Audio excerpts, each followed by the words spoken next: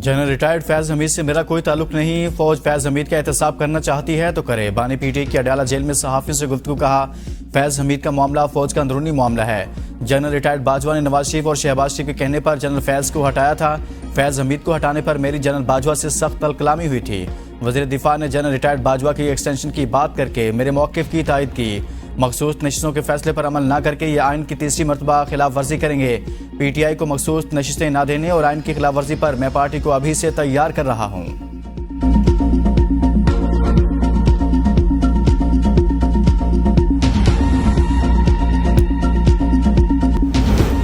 फैज हमीद की गिरफ्तारी फौज का अंदरूनी मामला, इस पर मुबालगे से काम नहीं लेना चाहिए। चेयरमैन पीटीआई बैरिस्टर गौहर की मीडिया से गुफ्तगू। कहा, फैज हमीद के मामले पर सियासत नहीं करनी चाहिए। मखसूस नशिस्तें हमारी ही होंगी। मखसूस नशिस्तें किसी सूरत किसी और को नहीं दी जा सकती।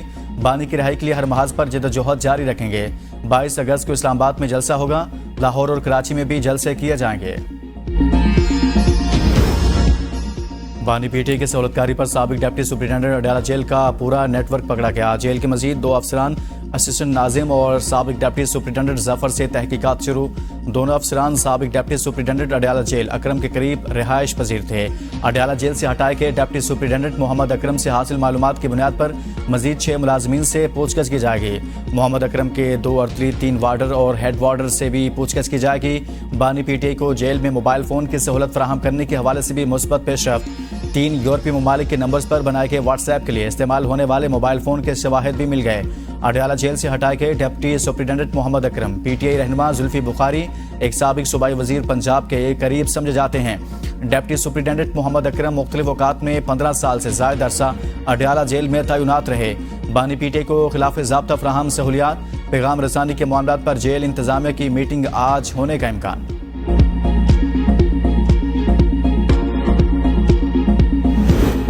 बानी पीटीआई की मुबैना सहूलतकारी पर अडयाला जेल में सेल की सिक्योरिटी पर तैनात एहलकारों की कड़ी निगरानी का फैसला। सिक्योरिटी इदारों के एहलकार भी सेल के अतराफ तैनात रहेंगे।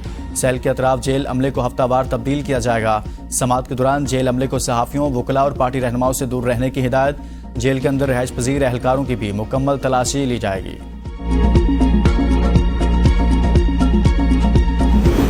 शरपसंद नासिर अवाम और मुसल्लह अफवाज में खलीज पैदा करने की कोशिश कर रहे हैं। कौम की गैर मुतज़लज़ल हिमायत से ऐसी तमाम कोशिशों को नाकाम बनाएंगे। Army chief general Asim Munir का साबिक फौजियों के एजाज़ में दिए गए इस्तकबालिया से खिताब। कहा, चैलेंजेस के मुकाबले के लिए इत्तेहाद और बाहमी ताउन इंतहाई अहम है।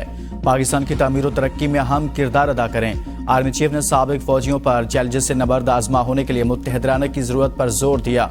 साबिक जर्नैलों ने पाक फौज की क़यादत पर एतमाद का इजहार करते हुए अंदरूनी और बैरूनी सलामती के चैलेंजेस से निपटने में अपनी हिमायत का यकीन दिलाया। मॉडल टाउन लाहौर में मुस्लिम लीग नून की आला क़यादत का इजलास। नवाज शरीफ इजलास की सदारत कर रहे हैं। मुशावरती इजलास में वज़ीर आला पंजाब मरियम नवाज भी शरीक। इजलास में मुल्क की सियासी सूरत हाल पर गौर।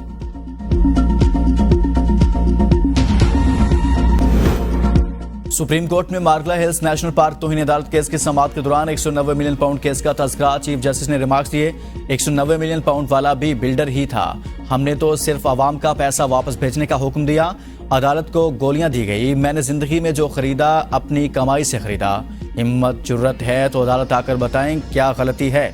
हर एक का एजेंडा है। सारी हुकूमत आज अदालत में खड़ी है लेकिन मालूम कुछ नहीं। चीफ अटॉर्नी जनरल ने कहा, नेशनल पार्क को मजमूई तौर पर बचाना है। चीफ जस्टिस ने रिमार्क्स दिए, मुल्क अब लैंड माफिया के हवाले है। चीफ जस्टिस काजी फायजा का सेक्रेटरी काबीना कामरान अली अफजल साही पर शदीद बरहमी का इजहार। रिमार्क्स दिए, क्यों ना आप पर फर्द जुर्म आयद करें। सेक्रेटरी काबीना ने कहा, वाइल्ड लाइफ महकमा की तब्दीली के अहकामात वजीर आजम ने दिए। चीफ जस्टिस ने रिमार्क्स दिए, सेक्रेटरी काबीना ने सच ना बोला तो नताइज भुगतेंगे।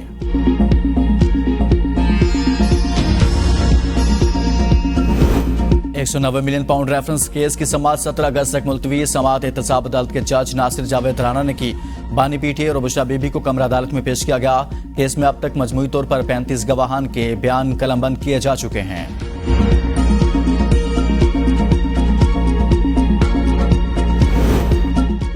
अजहर मशवानी के भाइयों की बासियाबी का केस सेक्रेटरी दिफा 20 अगस्त को दोबारा तलब। इस्लामाबाद हाई कोर्ट के जस्टिस मियां गुल हसन औरंगजेब ने रिमार्क्स दिए, मंगल तक का वक्त दे रहा हूं, इन केसेस को खत्म कर दें। अगर ये केस खत्म ना हुए तो मैं अपना दिमाग खो दूंगा, फिर मुझसे गिला ना करें।